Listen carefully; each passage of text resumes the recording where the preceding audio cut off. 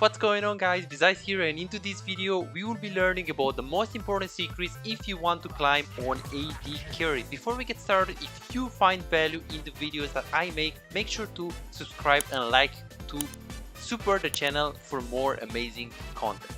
Let's get right into it.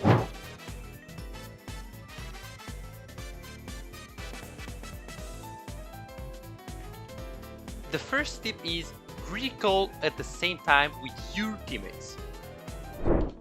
In the next play, we're going to be exploring another situation where the guy just recalled at the same time with his team. So let's check this out. So right now Kalista is trying to take the tower, and we can see that on the team, like the team is really taking the Drake at the same time. Kalista is deciding that she wants to go onto the Drake and not really do much on the bot lane and overextend, and this is what she did.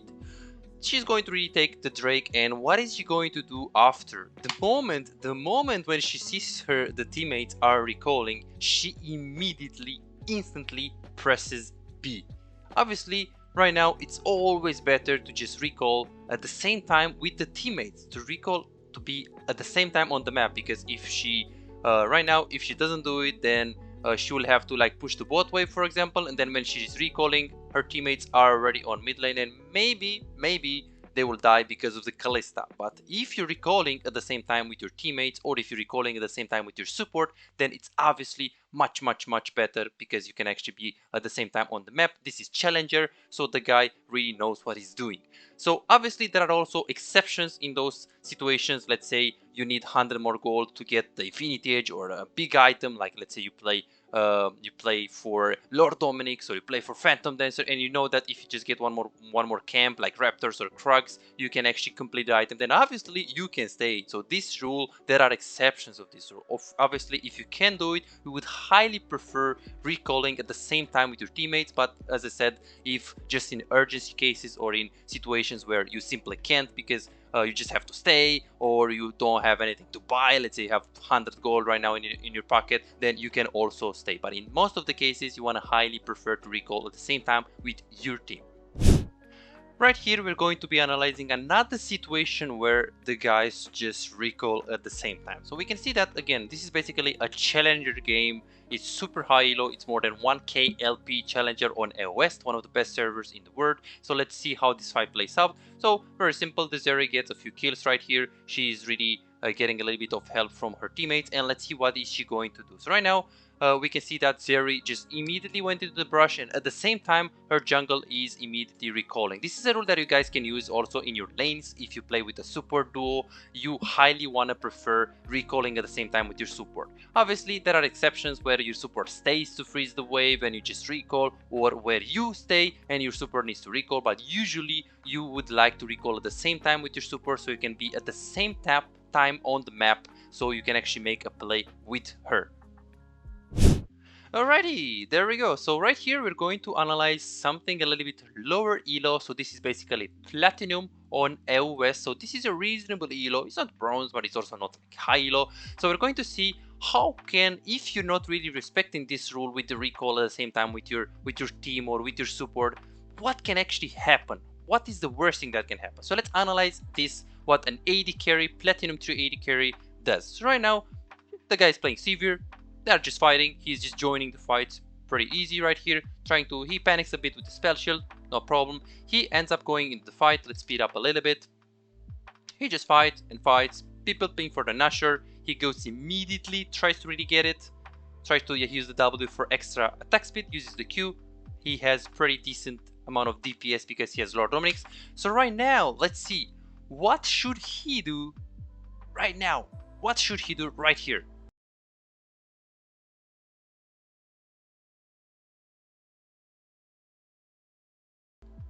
Well, the options are very easy. Well, he could recall, obviously, at the same time with your teammates, or he could just go top and collect the wave. The answer is, well, it depends how much gold he needs, because if he has if he knows that by getting the wave top lane he's going to get an extra really good item like Infinity Edge or maybe even BF sword, then he can definitely go there and overextend, even though you know, theoretically he would prefer to recall at the same time with his team because he just got the natural range, so he wants to be as soon as possible on the map, trying to pressure on the mid lane. So in this situation, we can see that what he is really looking to is going on top lane. Well, why is going top lane not good right here? Well, it's very simple. First of all, going top lane is bad because even if he gets this little wave, it's not like he can get a really big item. Like, can he get BF Sword? Can he get... No, he can't. There are just 3 minions. Let alone the fact that this is even 10 times worse that the guy is going top lane because the wave is coming into the enemy team. So it's so bad to go top lane right now. So what is the worst thing that can happen here? Because you guys can be like, oh, but besides, I mean, he's farming. He's an AD carry. He needs farm. Well, not really. He does have 2 items already. So let's see what is going to end up happening right now. He's recalling now. And let's look at his Elise. Elise, after she actually recalled, Gragas is slowly moving into the mid lane. Twisted Fate is already on the mid lane. And where is Sivir? Where is Sivir? Sivir is not there. They're fighting. They're moving in. Elise is trying to get vision. Twisted Fate is walking up trying to pressure. Elise is trying to make a play. They are trying to pressure the map. Where is Sivir? What is she doing? Why is she here? Elise is fighting. She's baiting. Twisted Fate is pushing. She had to be 5 seconds earlier than this on mid lane. If this is High-ELO, she lost the game. Because enemy team is just going to instantly engage. She's not going to be there because you guys know how SoloQ works. People fight all of the time. And right now, it's even worse is that the guy goes... So not only that, it's a huge mistake that he stayed for the wave top lane, but he's also taking the Raptors when he has to be in the fight. Well, right now, it is true that he needs to farm, but if he cannot get the farm on his way to get into the team fight, then that's unlucky because, well, it's more important by this time, like at this time in game, to be in a fight since he has 2 items. So this is what I call AFK farming playstyle. He's not farming because he needs farm, he's just farming because he's just AFK farming without a real reason. So staying for those Raptors is not good here. And yeah, it is true, if they were fighting a Drake, then as he's going to Drake, if he takes Raptors, that's good. But right now, he has to be with his teammate. So as we can see, right now, if Elise dies, this is all his bad. This is all his bad. And as we can see, they're just losing the fight. And also, this Twisted Fate is going to end up dying here just because of the Sivir. This is all the Sivir's mistake. Why? Well, she decided to stay top for no reason instead of like recalling with the team. And she decided to get Raptors. Well, I guess she just takes the L. And well, she kind of deserves it because that's her mistake. And she wanted to farm a bit too much. So you guys can see right now how important is recalling at the same time with your team is going to end up doing. So the second mistake that many players do is they follow very stupid and necessary forced fights. So let's see how this challenger player plays. So in this position, we can see that Wukong is really going on the river and he's also pinging the enemy blue buff. So what should Kalista be doing right now?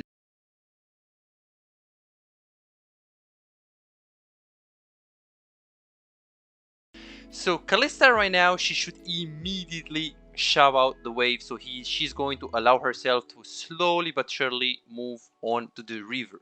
So in this position, we can see that when the Wukong is pinging, she immediately goes push super fast. And right here, this is basically a way that you can help your jungle when he's invading. She's pushing, so far so good, pretty easy so far. So let's see how she's following this particular fight. So they're fighting, theoretically right here she has to be there. She already pushed the wave, so let's see what she's going to do after. So in this position, we can see that her teammates are fighting all over the place right here. But let's look at this guy. Challenger 1.5k LP. She does ignore the fight. Completely ignore the fight. Why does she do that?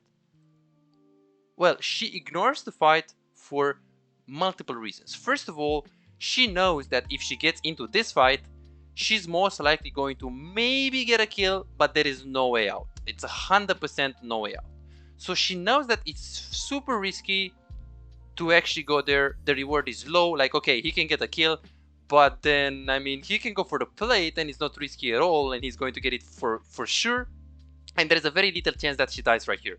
So, yeah, sure, there are exceptions. If they were full HP and if the enemy team was very low right here, then Kalista would most likely just follow and go there. But since she had the plate here for free, super safe, she knew that she's not going to die. She didn't actually risk following this stupid fight that her teammates are engaging. We can see that also in Challenger, like people will fight and people will make bad plays and people will force and people, so it's not like, oh, I'm bronze and I'm gold and my teammates are bad and my teammates, no, this is solo queue. So this is basically what happens in every single elo, no matter if you play in Iron 4 or Challenger 10k, like 2k LP. So as you guys can see, she was just hitting the tower, chilling, not following, and as you can see right now, she has a huge lead on the on this Sivir. So she has basically 1.4k gold on the Sivir. Well, obviously it's not just display is how she played the laning phase, but also like display is basically going to show you how challenger players think in terms of high risk, high reward plays. They always prefer to go for those very reliable moves, and sometimes they even ignore their teammates and they don't follow. Of course, if it was a very easy fight, then maybe you could have fight. If it was a very high chance to get a kill there without dying, then she would have followed. Otherwise, if she wasn't sure, it's better to abandon and ignore your teammates. Let's go to this play and let's see if this is a good play by this AD carry as well. So theoretically, this is challenger. So this is super high-elo. So right now, what Zeri does is just pushing the wave. So theoretically, after pushing this wave, she could actually move on to the mid lane. We can see that she has a huge wave that she just crashed and she wants to go mid lane. Well, she doesn't really have the chance to recall because she has 421 gold, so not much she can buy. There are no camps available right here. It's pretty greedy to go and face check this Krugs for sure, or face check for the Varus for the pink cord because Pike left. So this Zeri is going into the mid lane. So let's see if this is a good decision. So what do you guys think? Is this a good decision or not?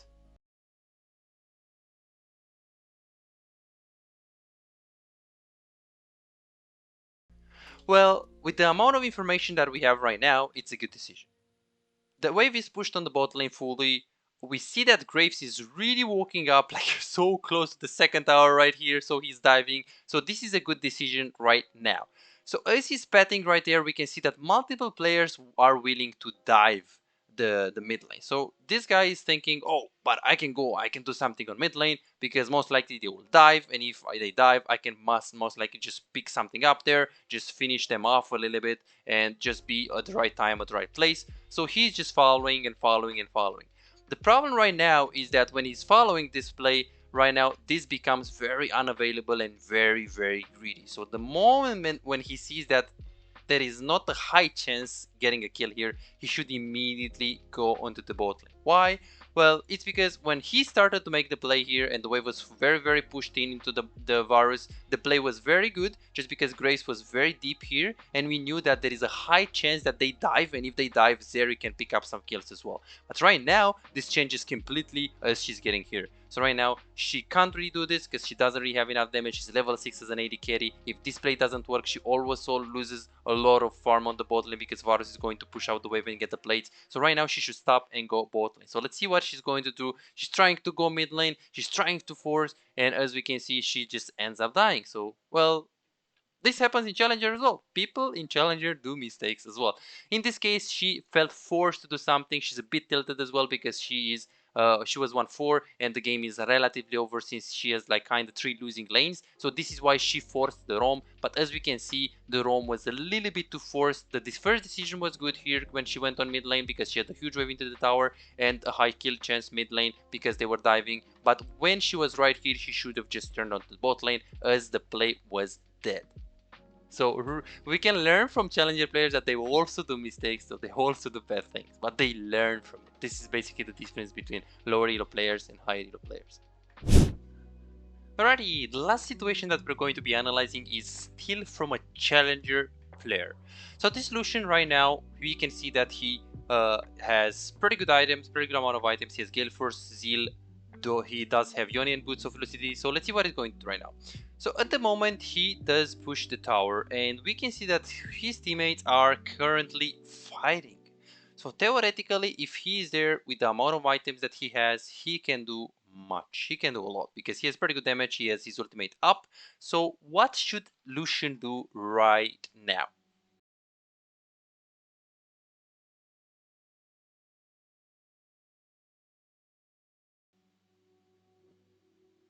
So obviously, the options are very simple. He can stay here and push, or he can just follow. The things that you have to take into consideration are how far the fight is, does he have enough resources to help, and the third of all is, can he get there in time? So first of all, is the fight super far? Well, right now we can see that the fight is relatively far. By the time that he gets there, he most likely doesn't really do much. In addition of that, the tower is relatively low and relatively takeable. So from in terms of the distance, he shouldn't follow. But what about of his resource? Does he have a lot of gold? Does he have a lot of mana? Does he have a lot of HP?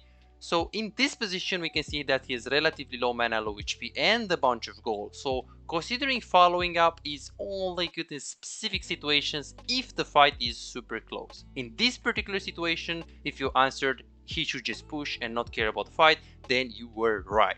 That's what he should have done because of the distance, because of the fact that it's too far, and because of the fact that he has a lot of gold and he does have relatively low mana, relatively low HP. Alrighty, the second situation that we're going to be analyzing is from a challenger Kalista player.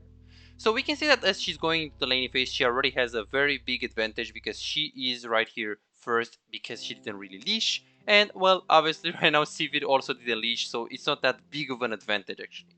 So what Kalista is trying to do right now, she's trying to really shove off the wave and try to really get prio. This is the first thing that she should do. But as we can see, after she maintained the wave pushed into the Sivir, after she hits the minions a few times, after she got the control of the lane, she doesn't actually just like a madman push the wave and auto-attacks the minions. He just waits, he plays slow. After he actually got the shove, he stops pushing, he's thinking, he's not really just autopilot pushing, and he's like, wait, why would I keep pushing? I do have Renata, this is not a level 2 champion, they do have a melee champion, Gragas, so why don't I just abuse my level 1? I got the push, I got the priority, I got the control of the lane, so right now it's time for zoning. We do not need to keep pushing, so what Kalista is going to try to do, she's just going to slowly but surely look to go on the Sivir, not hitting the minions much. And as we can see, the challenger Renata also knows what she's doing and she doesn't hit the wave at all. So we can see that they're chilling, the enemy bot lane can't really do much, Sivir is trying to farm. If Kalista would be bronze, if Kalista would be wouldn't really know what she's doing, she would have kept pushing and pushing and pushing and pushing. But as we can see, after she hits the minions a little bit, she is just waiting and waiting and zoning and zoning and zoning. She doesn't really look to hard push like auto piloting, she just looked to zone. So obviously if she had an Alistar or a Blitzcrank or something that is really good level 2 and he needs the level 2, he would have tried to really push the wave a little bit harder. Again, remember, not that, like, don't hard shove and don't crush the wave into the tower. If you have Alistar or if you have Leona, you should still push, but again, as long as you don't really crush the wave into the tower, because that would have been really bad. But in this situation, with the Renata, with the range support against the melee support, he actually did what he should have done. He just slow pushed, and after he controlled the wave, after he just got the priority of the lane, he just looked to zone, not just keep pushing like a lower elo player will do. The second situation will be again in Challenger. So this guy is playing Aphelios Lulu against Yumi with Desiree. We can see that the Fnatic support is right here. Healy saying is in this game. So we will see what they are doing. So the same concept. He's trying to really look to push. Those guys have a big disadvantage because they just had to leash. The Viego didn't really need a leash. Well, he didn't really want a leash. So then he just allowed the Aphelios to get faster to the laning phase, which is very good. So let's see what Aphelios is going to do. So as we can see, he got the push by hitting a little bit the minions. He tried to get control of the lane. What should he do right now?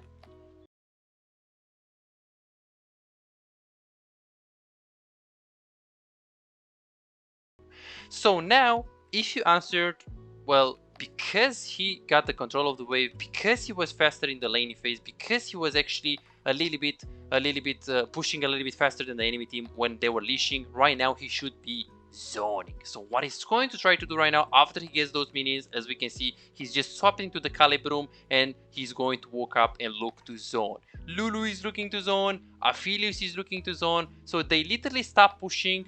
And right now they are looking to zone. So this is basically the challenger gameplay, and this is how the game should be played when you have a range support, or when you have a support that you know that you can zone with, and you have a support that you know that by getting level 2 it doesn't really mean anything. Like for example, if you play with Senna or Lulu or Janna, who cares that you're going to get level 2 advantage? You can just try to zone at level 1 as long as you get a little bit of the control of the lane by pushing it and by hitting it a few times. Alrighty, let's discuss a situation that is happening in lower elo, and let's see what the lower elo AD carry will do in this situation. So we can see that they play Caitlyn with Senna against Janna and Samara. Right now they try to get the push. So far we don't know. They could be challenger, they could be high-elo. They try to get the push, this is good. With this lane phase, it's very crucial to get the push. It's very crucial to control the lane. This is very good that she's trying to actually just zone right now, as she got already like the push, the wave. She got the wave pushed in, so right now she's trying to zone. A little problem right here is that the Caitlyn, as she was hitting the Samara and she got aggro of the minions, she didn't really go and step into the brush. So for me, as a coach, this is already a red flag. So I can bet that this guy is below Diamond 4 just because of that mistake. But let's go to the next thing. So right now she's looking to zone. This is really good. She got the push. Right now she's looking to zone. Any attack on the minion is bad. Right now, all what she should do, she should be walking up and punishing. She should only last hit the minions, but because she has the push, she has pushed the wave and she has the control of the wave, she should just punish. So Senna is walking up.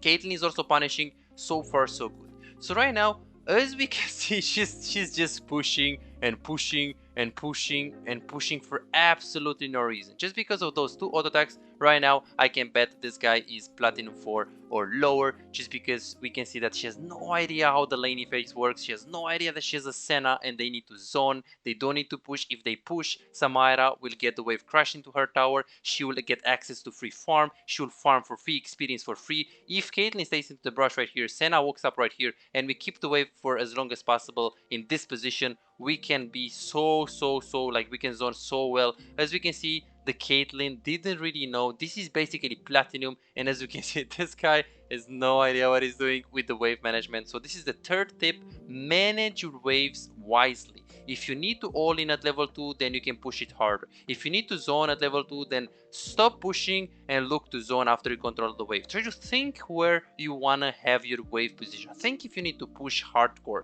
Think if you just want to slow push. Think if you just want to zone. Think about your matchup in relationship to the enemy matchup, so then you can also have a clear idea about how you should manage your waves. Managing your wave is extremely important if you want to get better on AD carry. If you also have some problems with the wave management and you want to improve your gameplay, remember that I also do one-on-one coaching. I already coach 4,000 of people in this game, all of the roles, all of the ranks from bronze all the way up to challenger. So if you also want to get coached by me and you want to get better, you want to improve this wave management problem, and you really want to improve your gameplay to get a higher rank, go ahead and book your own personalized coaching session right now. I'll leave a link in the description for that. I'll see you in the next video. Bye bye.